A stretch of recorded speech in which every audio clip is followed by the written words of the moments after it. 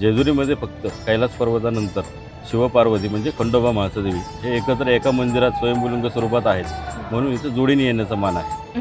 लग्न झाल्यानंतर प्रथमतः इथं जोडीने येलं जातं.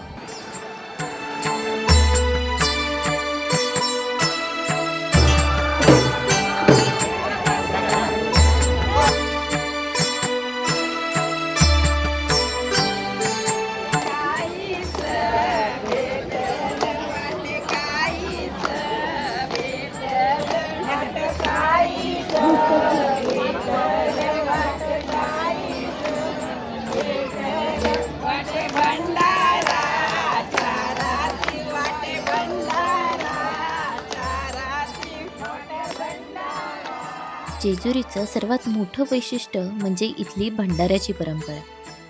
हळदीला इथं सोन्याचं प्रतीक मानलं जातं. त्यामुळे मंदिर परिसरात सर्वत्र उधळली जाणारी हळद संपूर्ण परिसराला सोन्यासारखा पिवळा रंग देते. म्हणूनच जेजुरीला सोन्याची जेजुरी असंही म्हटलं जातं. भंडारा वाहण्याची खरी प्रथा तीच आहे देवाला.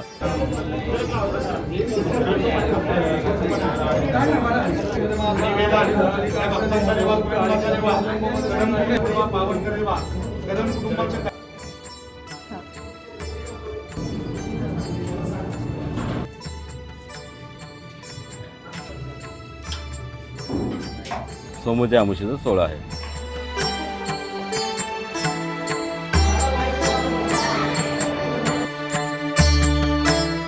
पायथ्यापासून जेमतेम 1 ते 1.5 तास लागला आम्हाला इथे पोहोचायला. खंडोबा म्हणजे एकच सदानंदाचा.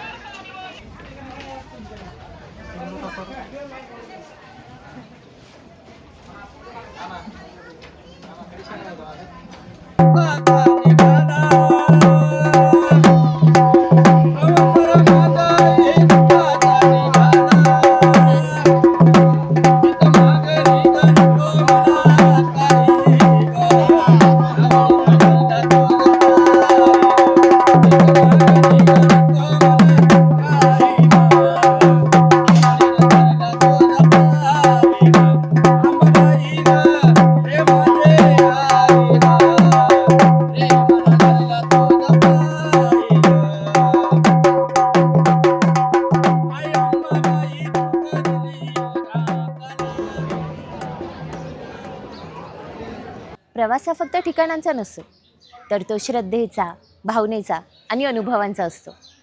आजचा आपला प्रवास आपल्याला घेऊन आला आहे महाराष्ट्राच्या कुलदैवताच्या चरणी. चला, जेजुरीच्या या सुवर्णमय सफरीला सुरुवात करूया.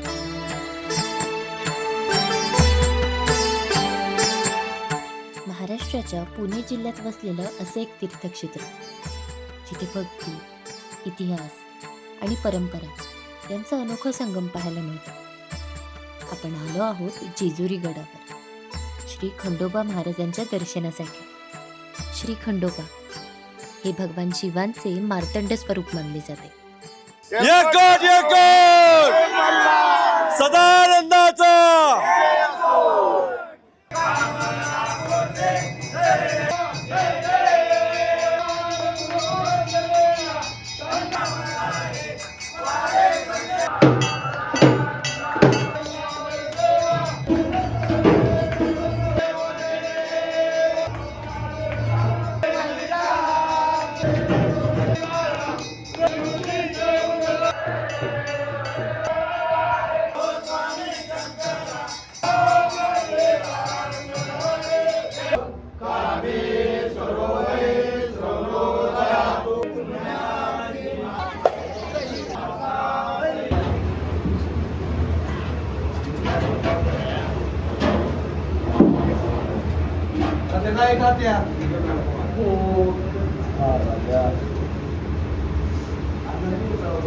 प्रसन्न झाला मल्लुखान भेट द्यावी खंडेराया जेजुरीचा नवखंडामध्ये ठाण शोभे पटा. नमस्कार दादा. नमस्कार. येळकोट येळकोट जय जय मल्हार. मल्हार सदानंदाचा येळकोट. दादा मला एक सांगा, खंडोबा म्हणजे नक्की कोण? खंडोबा म्हणजे मूळतः शंकराचा अवतार, ज्यांनी मणिमल्ल दैत्यांना मारण्यासाठी शंकराने मार्तंड भैरव स्वरूप अवतार घेतला आणि त्या मणिमल्लांचं खंडन केलं हातामध्ये खडगा घेऊन. त्यांना म्हणतात खंडोबा. म्हाळसेचा पती म्हणून त्यांना म्हणतात म्हाळसाकांत. सर्वांचा आनंद करतात म्हणून त्यांना म्हणतात सदानंद. अशी खंडोबाची विविध नावे आहेत. आता आपल्या इथे बरेचशा यात्रा किंवा उत्सव होतात, तर त्याबद्दल थोडी माहिती द्या. सोमवती अमावस्येचा सोहळा आहे. दसऱ्याच्या दिवशीसुद्धा पालखी सोहळा असतो. त्या दिवशी कडेपठार देवस्थानच्या मूर्ती वरती पालखीमध्ये आणून डोंगराच्या वरती ठेवल्या जातात आणि या देवस्थानच्या मूर्ती खाली पायथ्याशी ठेवल्या जातात. त्यांची आरशांमधून एकमेकांची देवभेट होते. रात्रभर तो आतिषबाजी असते. सोहळा भरपूर मोठा पाहण्यासारखा असतो तो. आता मला एक सांगा, इथे दर्शन करण्याची योग्य पद्धत काय आहे? आता दर्शन करण्याचं सुरुवात आपण नंदी चौकामधून करतो. प्रथमतः नंदीचं दर्शन घेऊन मग आपण बानाई हेगडी प्रधान, त्यानंतर गणपती, त्यानंतर अडीच पायरी जिथं शिवाजी महाराज आणि शहाजी महाराजांची भेट झाली होती. मोठी मूर्त दिसते आपल्याला मंदिराच्या आवारामध्ये देवाच्या अगदी समोर. ते मल्ल दैत्यांची मूर्त आहे. मल्ल दैत्य म्हणजे खंडोबाने जे दोघांचं हरण केलं, मणी आणि मल्ल, त्यापैकी मल्ल. आता मल्ल म्हणजे अंगातले जे बळाने आपण कोणावर वाईट प्रकार करू शकतो असे ते मल्ल दैत्य आहेत. मग ते आपल्या अंगातले शक्तीमध्ये स्वरूपात असलेले वाईट गुण ते त्याच्याजवळ सोडायचे. त्याच्यानंतर कासवावरती यायचं. कासवावरून आपले कासवाचे गुण अंगामध्ये घ्यायचे. समोरून आतमध्ये जायचं. दरवाजा छोटा प्रत्येक मंदिराचा ठेवला जातो का तर वाकूनच आतमध्ये आपल्याला जायचं. देवासमोर नतमस्तक होऊन आतमध्ये गेल्यानंतर मणी दैत्यांचं आपल्याला दर्शन होतं. त्यानंतर मग आतमध्ये खंडोबा स्वयंभूलिंग जे आहेत ते आपल्याला दिसतात. मंदिरामध्ये स्वयंभूलिंग 3 आहेत. खंडोबा स्वयंभूलिंग, उजव्या हाताला म्हाळसादेवी आणि डाव्या हाताला बानाई देवी. त्यानंतर वरती मोठी मूर्त दिसते आपल्याला 11 वगैरे. ते मार्तंड भैरव, ज्यावेळेस अवतार धारण केला शंकराने खंडोबाचा, त्यावेळेस मार्तंड भैरव स्वरूप होतं.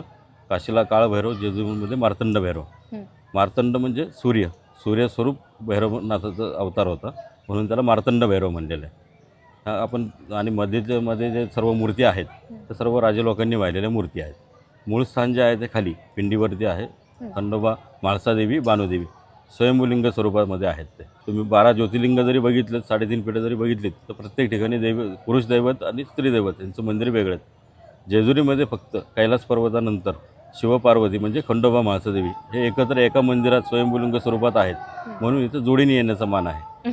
लग्न झाल्यानंतर प्रथमतः इथं जोडीने येलं जातं. त्याला कुलदैवत आपण जे म्हणतो कुलस्वामी, तर कुलस्वामी होण्याचं कारण तेच आहे की ते दोघं जोडीने एकमेकांसोबत आहेत. दादा आता इथे आल्यानंतर देवाला भंडारा आणि खोबरं का उधळलं जातं? भंडारा ज्यावेळेस तुम्ही मल्हारी महात्म्यामध्ये युद्धाचे प्रसंग तुम्ही वाचता एक तर त्यावेळेस युद्धाच्या प्रसंगामध्ये असे प्रसंग आले होते की देवांच्या सैन्याच्या, खंडोबांच्या सैन्याच्या जखमा लवकर भरत नव्हत्या. त्या लवकरात लवकर भरण्यासाठी त्यावेळेस हरिद्रा चूर्णाचा वापर केला गेला.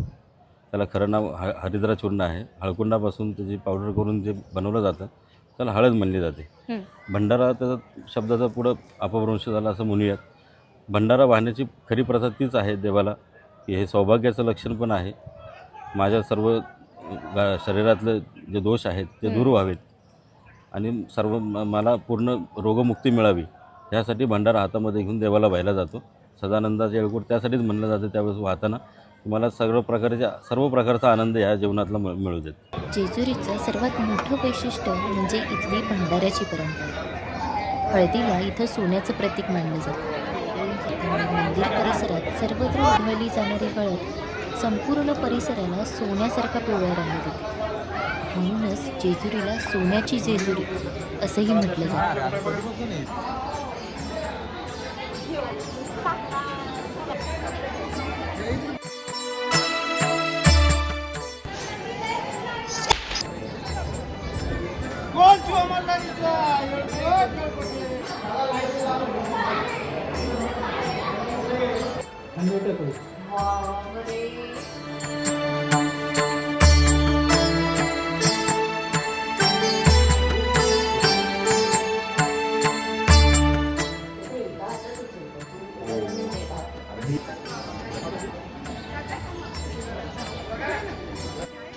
अनेक भक्त अनवाणी पायांनी संपूर्ण गड चढतात.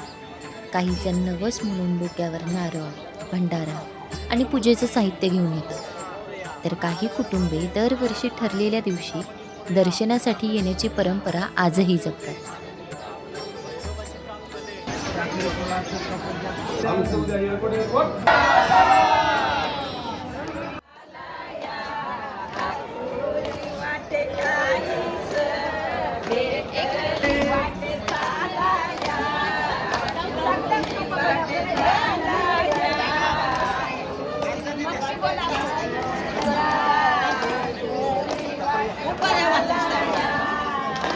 आपला भंडार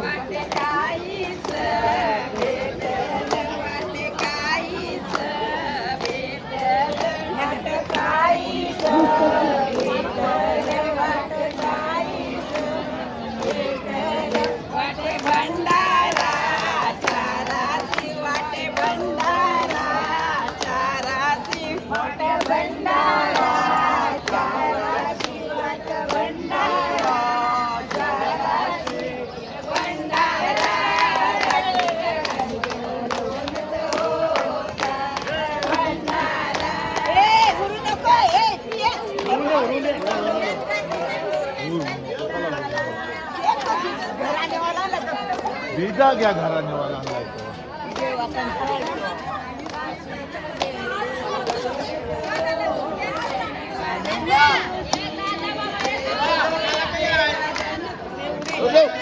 तुझा गेला घराने.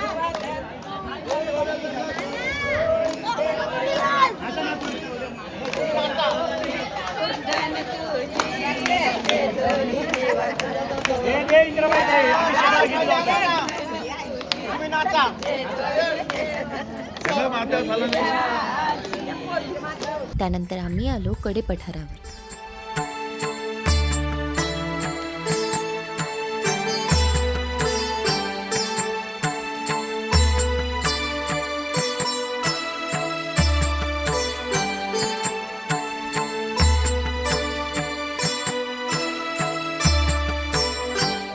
ते आहे कडे पठाराचं मंदिर. अजून खूप अंतर चालायचं आहे. चला.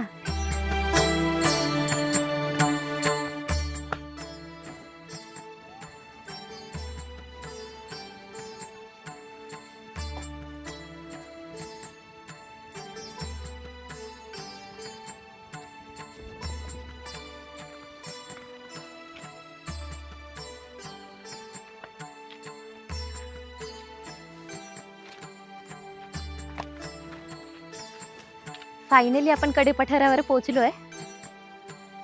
खूप चालायला लागतं. पायथ्यापासून जेमतेम 1 ते 1.5 तास लागला आम्हाला इथे पोहोचायला. आता वर जाऊन मंदिरात दर्शन घेऊया. चला.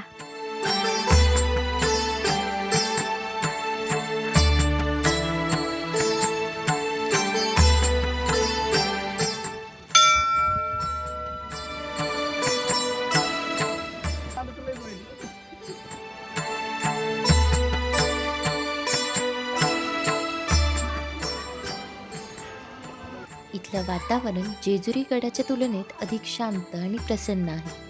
त्यामुळे ध्यान, प्रार्थना आणि निवांत दर्शनासाठी अनेक भक्त इथं वेळ घालवतात.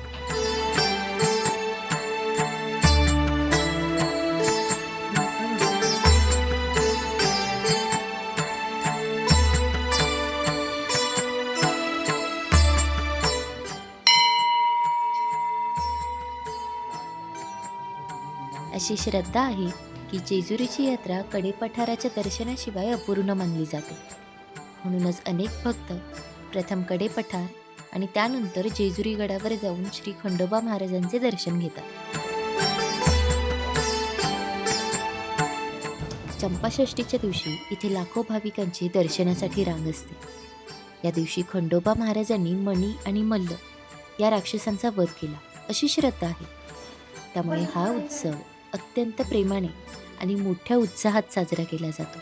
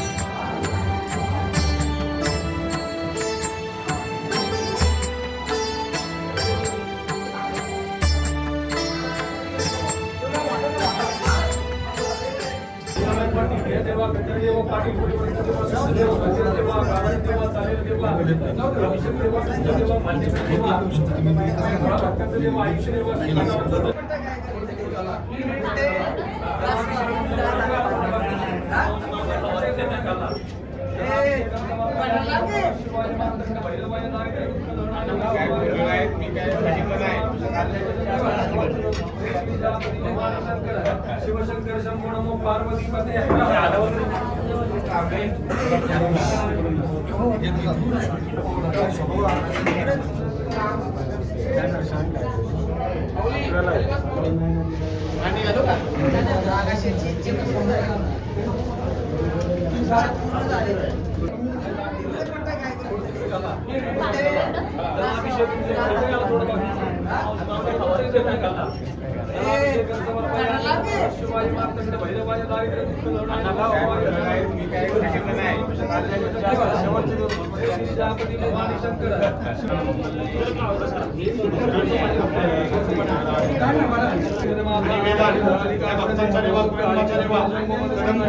पावन कर देवा कदम कुटुंबाचे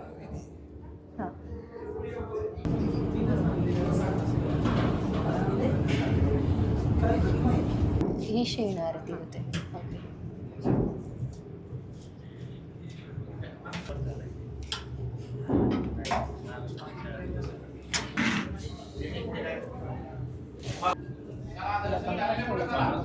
लवंग पण ठेवलं जातं.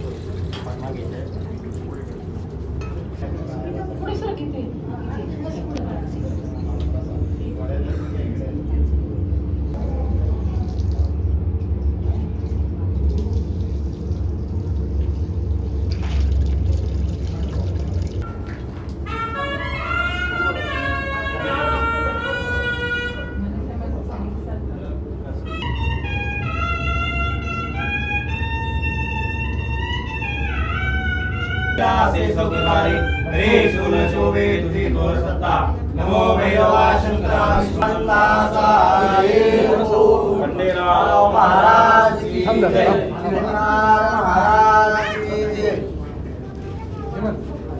जेजुरीचा हा सुवर्ण अनुभव तुमच्यापर्यंत पोहोचवण्याचा माझा छोटासा प्रयत्न.